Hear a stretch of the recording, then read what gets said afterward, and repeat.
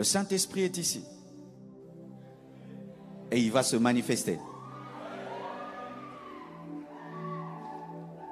Alléluia. Vous voyez, ça c'est la démonstration de l'Esprit. Est-ce que moi qui suis ici, je peux la toucher là-bas? Mais comme le Saint-Esprit est omniprésent, il est à la fois ici, il est à la fois là-bas. Amen.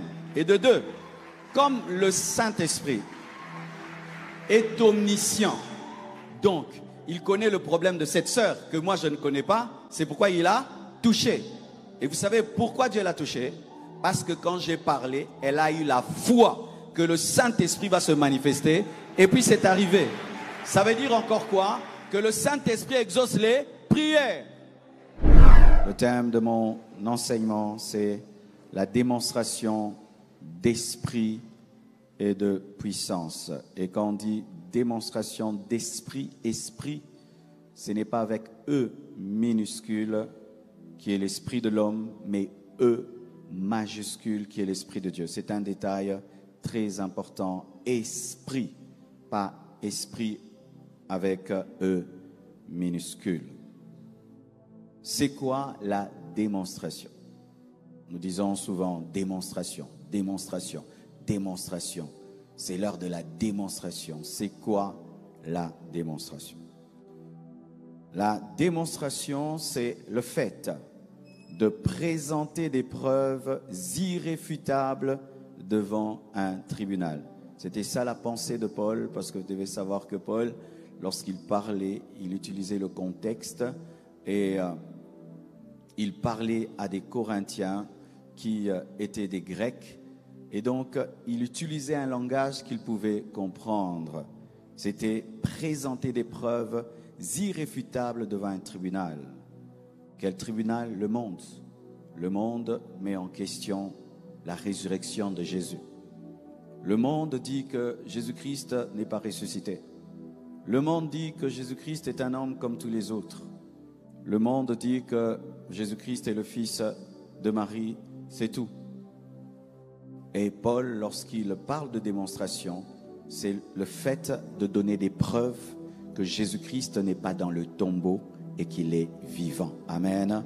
C'est donner des preuves, et pas n'importe quelle preuve, des preuves irréfutables, parce qu'il y a des preuves qu'on peut réfuter, mais des preuves irréfutables de la mort et de la résurrection de Jésus-Christ. Démontrer. Démontrer, c'est montrer ce qui est caché, parce qu'il y a démontrer. Démontrer ce qui est, c'est montrer ce qui est. C'est montrer ce qui est, mais qui n'est pas vu. C'est montrer ce qu'on a. C'est manifester ce qu'on a et ce qu'on est. C'est manifester ce qu'on a et ce qu'on est. Donc, pour démontrer, tu dois croire que Jésus-Christ est mort et ressuscité. Pour démontrer, tu dois croire que tu as la puissance. Pour démontrer, tu dois croire que tu es un enfant de Dieu. Parce que tu ne peux pas démontrer une chose que tu n'as pas. Tu ne peux pas manifester une chose que tu n'as pas au préalable. Et tu ne peux pas donner des preuves irréfutables si toi-même tu n'es pas un témoin. Chaque fois que tu voudras démontrer l'esprit, tu dois croire que l'esprit existe. Tu dois croire que tu as le Saint-Esprit. Chaque fois que tu dois démontrer la puissance de Dieu, tu dois croire que la puissance de Dieu existe et tu dois croire que tu as la puissance. Car tu ne peux pas démontrer sans croire que ça existe et sans croire que tu l'as. Qui croit qu'il a la puissance? Qui croit qu'il est chrétien? Qui croit que Dieu existe?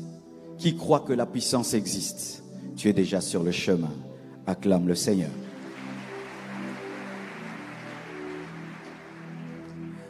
Alors je vais mettre un peu de lumière parce que nous sommes en train de donner la base, c'est le début, afin que le thème soit bien compris, parce qu'il y a beaucoup de confusion lorsque les gens disent la démonstration d'esprit et de puissance, et quand ils disent que le royaume de Dieu ne consiste pas en paroles, souvent il y a des confusions que nous allons éclairer avant de monter et de commencer à vivre des choses. Alors, regardez.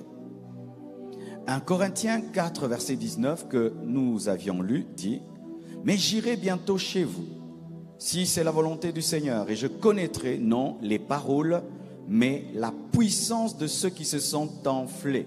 Car le royaume de Dieu ne consiste pas en paroles, mais en puissance. » Quand on dit parole là, ce n'est pas la parole de Dieu. Alléluia. Ce n'est pas la parole de Dieu.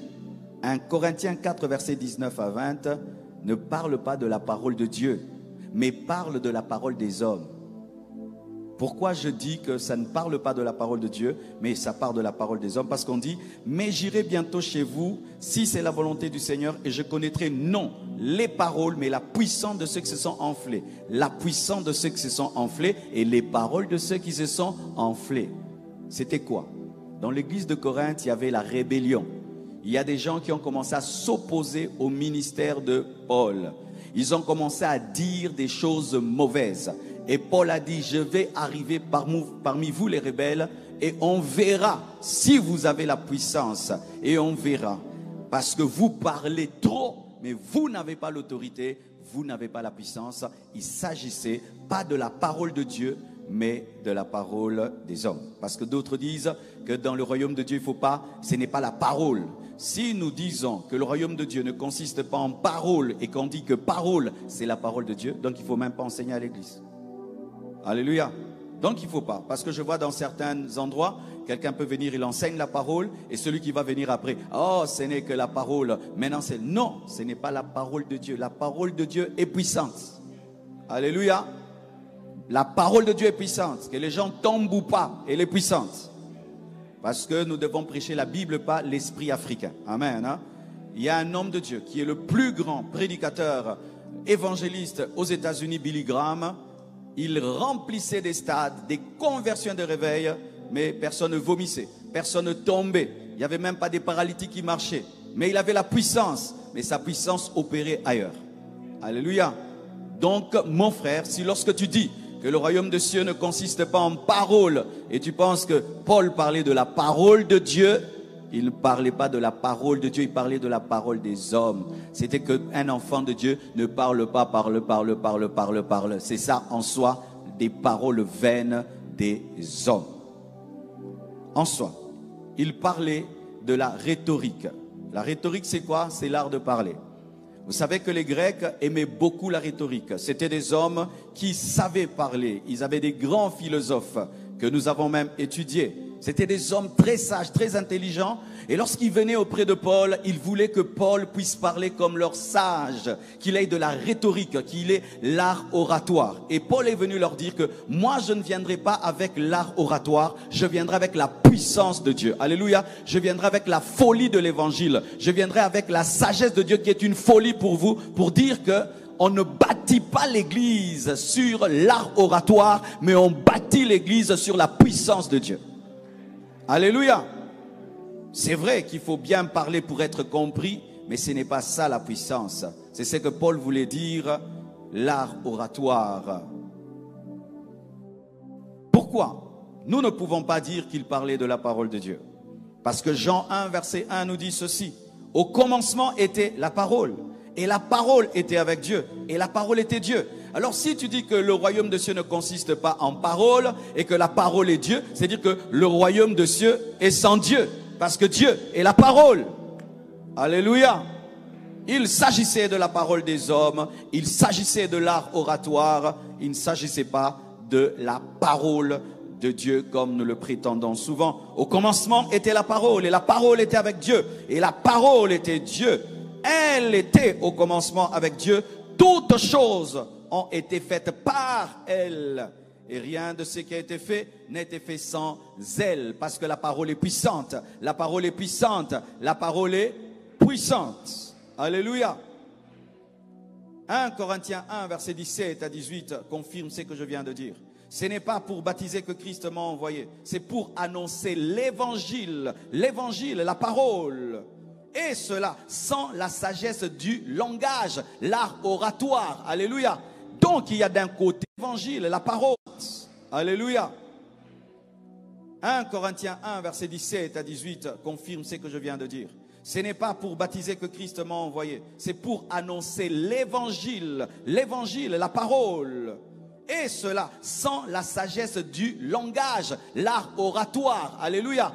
Donc il y a d'un côté l'évangile et de l'autre côté la sagesse du langage. Paul n'était pas contre l'évangile, il était contre les gens qui basaient la puissance de leur ministère sur la sagesse du langage.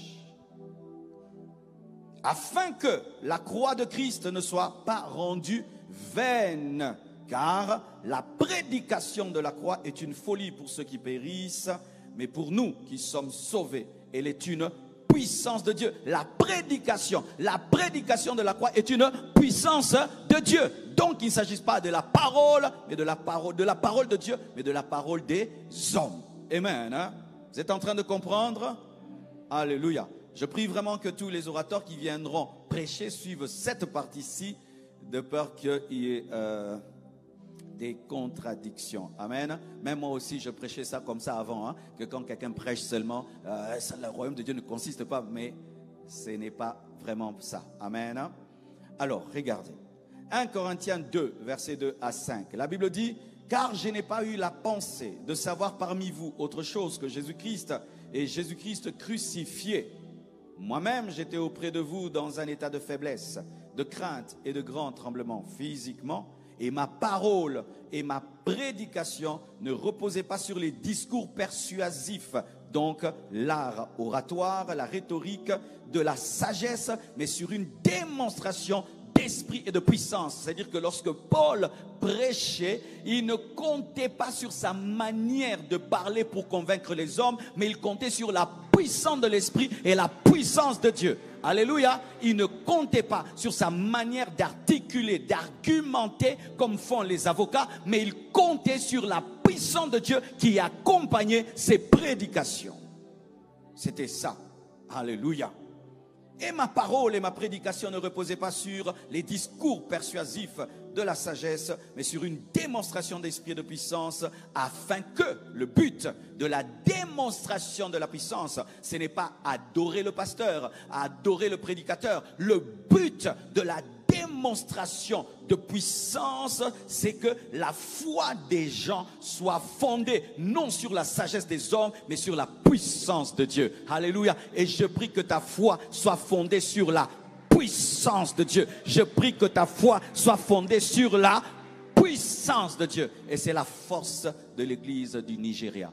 Ils ont une foi fondée sur la puissance de Dieu. Quelqu'un peut venir à l'église, il a laissé un mort à la maison, il croit que pendant qu'il prie à l'église, le mort va ressusciter. Il rentre, il le trouve ressuscité. La foi dans la puissance de Dieu. Alléluia. As-tu la foi dans la puissance de Dieu? Si tu as la foi dans la puissance de Dieu, tu vivras la puissance de Dieu. Alléluia. Oh Jésus, je sens sa présence ici. Alors expliquons encore. On dit la démonstration, j'ai expliqué déjà démonstration, présenter des preuves irréfutables de la mort et de la résurrection de Jésus. Maintenant, qu'on dit démonstration d'esprit et de puissance. On dit démonstration d'esprit et de puissance. D'un côté, il y a esprit et puis puissance, n'est-ce pas? Démonstration d'esprit et de puissance. Quand on parle d'esprit, comme je l'ai dit, ce n'est pas l'esprit de l'homme. Pourquoi ce n'est pas l'esprit de l'homme? Parce que si ça devient l'esprit de l'homme, c'est l'occultisme. C'est l'occultisme. Et aujourd'hui, beaucoup de jeunes ne savent pas que quand on leur apprend la démonstration de puissance, si tu es dans les kabbales juives, si tu es dans les sciences occultes, on va t'apprendre comment tu peux démontrer la puissance de ton esprit. Et faites très attention aux enseignements qui parlent beaucoup plus de l'esprit de l'homme au lieu de parler de l'esprit de Dieu. Amen. Qui parlent beaucoup plus de la manifestation de l'esprit de l'homme au lieu de l'esprit de Dieu. Dans l'église, c'est le Saint-Esprit. Le Saint-Esprit, le Saint-Esprit, le Saint-Esprit et le Saint-Esprit. Amen. Alors, le Saint-Esprit. Pour certains, le Saint-Esprit est une puissance. Le Saint-Esprit n'est pas une puissance. Le Saint-Esprit est une personne qui donne la puissance. Pour d'autres personnes, le Saint-Esprit est un mini-Dieu. Le Saint-Esprit n'est pas un mini-Dieu. Le Saint-Esprit est Dieu. Il est omniscient. Il est omniprésent. Il est omnipotent. Lorsque Ananias et Saphira ont péché et que Pierre voulait les reprendre, il a dit, pourquoi avez-vous menti à Dieu? Pourquoi avez-vous menti au Saint-Esprit? Parce qu'ils avaient menti à Dieu. Et le Saint-Esprit est Dieu. Le Saint-Esprit est Dieu. Dieu n'est pas un nom. Dieu est une nature. Dieu, c'est une nature omnipotente, omniprésente, omnisciente. Dieu connaît tout. Dieu est partout. Dieu peut tout. Si toi, tu peux tout, tu peux tout connaître et tu peux être partout, tu es Dieu. Tu n'es pas Dieu parce que tu n'es pas omniscient, tu n'es pas omniprésent et tu n'es pas omnipotent. Il n'y a que le Père, le Fils et le Saint-Esprit qui sont omniscients, omniprésents et omnipotents. Même Satan n'est pas Dieu avec D majuscule. Aucun démon n'est Dieu avec D majuscule parce que le diable n'est pas omniscient, omniprésent et omnipotent. Alors c'est quoi la démonstration d'esprit? C'est manifester la présence du Saint-Esprit. C'est ça. C'est manifester la présence du Saint-Esprit. C'est dégager la présence du Saint-Esprit. C'est comme une fleur. Tu l'écrases et puis il y a un parfum qui sort. Ce parfum était déjà dans la fleur. Et lorsque tu écrases le parfum, la fleur, le parfum qui sort, c'est la démonstration du parfum qui était déjà dedans. Le Saint-Esprit est ici. Et il va se manifester. Alléluia. Vous voyez, ça c'est la démonstration de l'Esprit. Est-ce que moi qui suis ici, je peux la toucher là-bas? Mais comme le Saint-Esprit est omniprésent, il est à la fois ici, il est à la fois là-bas. Amen. Et de deux, comme le Saint-Esprit est omniscient, donc il connaît le problème de cette sœur que moi je ne connais pas, c'est pourquoi il a touché. Et vous savez pourquoi Dieu l'a touché?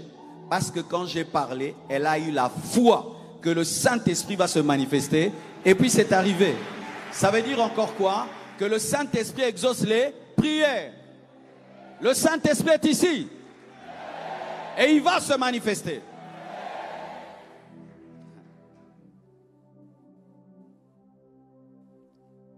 J'aime quand il est là. Ça devient trop bien. Alors, voyez ce que je viens de dire. Le Saint-Esprit est ici et il va se manifester. Alors, dans le monde spirituel, voici ce qui se passe. Certains, ils disent à la fin du culte. Et vous attendrez la fin du culte. Et d'autres, comme la sœur, elle a dit c'est maintenant. Et c'est arrivé maintenant.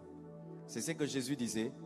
Qu'il te soit fait selon ta foi. La foi détermine le temps et la vitesse.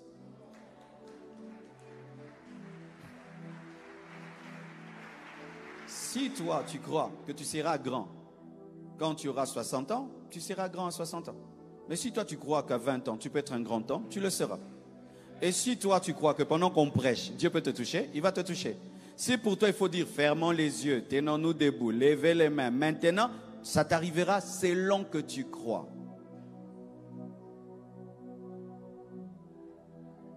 C'est pourquoi cette femme qui avait la perte de sang avait compris que je dois venir devant lui à ma manière. Parce que la manière qui est là n'est pas bonne pour moi. Moi, je ne peux pas m'approcher de lui de face. Il ne va pas me voir et on ne va pas me permettre. Je vais créer mon système à moi qui va faire que je serai guéri sur la route. Elle a touché le pan de la robe, elle a été guérie. Elle n'a vu ça chez personne. Elle est venue avec la décision depuis sa maison et Dieu l'a touchée. Vous voyez, elle aussi, elle a cru. Il en est ainsi pendant tous ces Alpha 40. Mutuna mutuna ndengena en français. Chacun de chacun.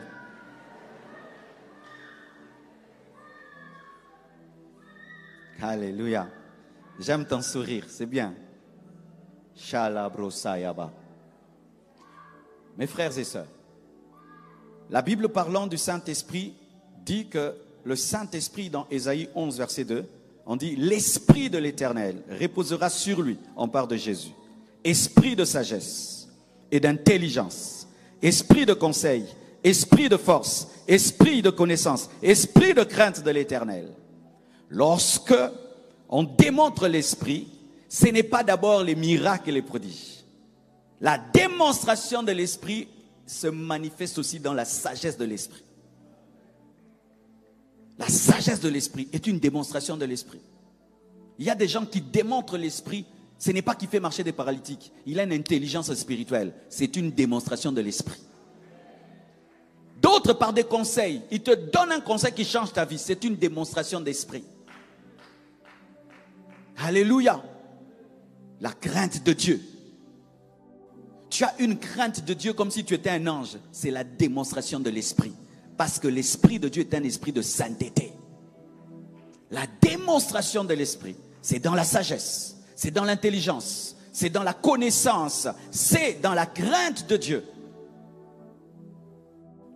Des dimensions que souvent nous négligeons.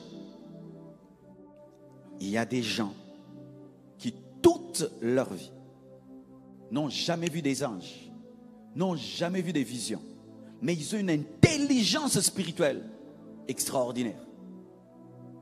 Alors, des fois, étant donné que nous avons mal enseigné ce verset, il y a des dimensions de Dieu qui ne sont pas données, parce qu'une dimension est reçue lorsqu'elle est présentée. Le Saint-Esprit est capable de te donner une intelligence qui dépasse ton diplôme, qui dépasse ton âge et ton expérience. Cet esprit d'intelligence se manifestait en Bétzalel. Cet esprit d'intelligence se manifestait en Daniel. Cet esprit de sagesse se manifestait en Salomon. Salomon, lorsqu'il parlait, ce n'était pas son âge, ce n'était pas ses études, c'était l'esprit de sagesse. Alors, frères, sœurs, certains vous croyez que « Ah, mais moi je ne demande jamais l'esprit. » Non, tu demandes l'esprit, mais autrement, dans la sagesse, dans l'intelligence, dans l'amour. Le Saint-Esprit est un esprit d'amour. Tu aimes quelqu'un plus que toi-même. Tu aimes les gens d'un amour bizarre. C'est l'Esprit de Dieu. Tu pardonnes comme un enfant. C'est une manifestation de l'Esprit. Aimer vient de l'Esprit. Et le Saint-Esprit peut te donner un esprit de prière. Tu pries toute ta journée, tu n'arrives pas à t'arrêter. C'est une manifestation de l'Esprit. Il y a plusieurs manifestations de l'Esprit. Et je prie que Dieu te donne ta manifestation. Je prie que Dieu te donne la manifestation dont tu as besoin. Je prie que Dieu te donne la manifestation dont tu as besoin. Je prie que Dieu te donne la manifestation dont tu as besoin. Je prie que Dieu te donne la manifestation dont tu as besoin. Des fois, pour diriger l'église, j'ai besoin d'onction, des miracles, des prodiges. Des fois, j'ai besoin de sagesse. Des fois, j'ai besoin d'intelligence. Des fois, j'ai besoin d'amour. Des fois, j'ai besoin de compassion. Ainsi, connaissant les compartiments de l'esprit, tu peux naviguer dans ce que Dieu donne. Mais si tu ne connais qu'une seule chose, tu ne vas prendre qu'une seule chose, alors que Dieu a tout un buffet pour toi. Alléluia.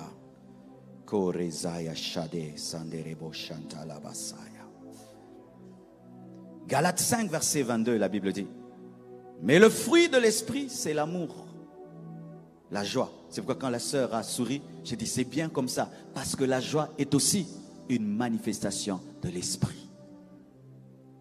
La joie, la paix, la patience, la bonté, la bénignité, la fidélité, la douceur, la tempérance, la maîtrise de soi est une manifestation de l'esprit.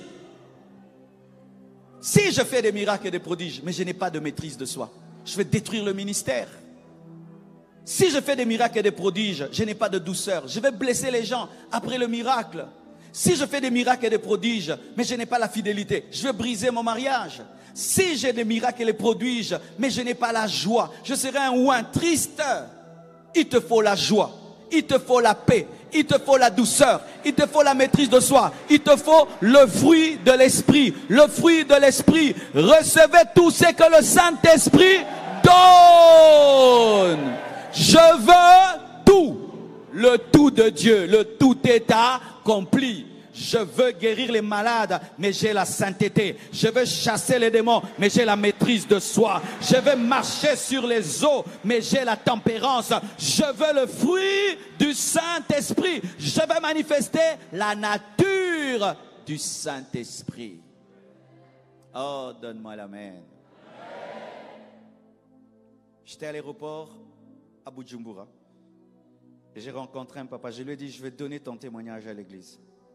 J'ai dit, tu pries où? Il dit, non, j'habite les États-Unis. Je prie dans une église, nous sommes à 30 personnes. 30 personnes, oui. Il n'y a que des vieillards et je suis le seul jeune de l'église. Il avait 63 ans. Il a 63 ans, il est le jeune de l'église. Cette église, quand quelqu'un meurt, elle perd les membres. Elle n'évangélise pas. Il n'y a pas de nouveaux convertis. Les nouveaux convertis, c'est quand il y a des bébés. Mais comme il y a des vieillards, cette église est en train de mourir. On prie qu'1 heure du temps. Le culte fait 1 heure du temps. La prédication, 15 minutes.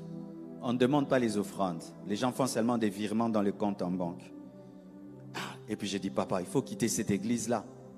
Il a dit, ok, pasteur, tu vois cette église-là des vieillards? Le jour que j'ai déménagé, toute l'église est venue et a porté mes meubles.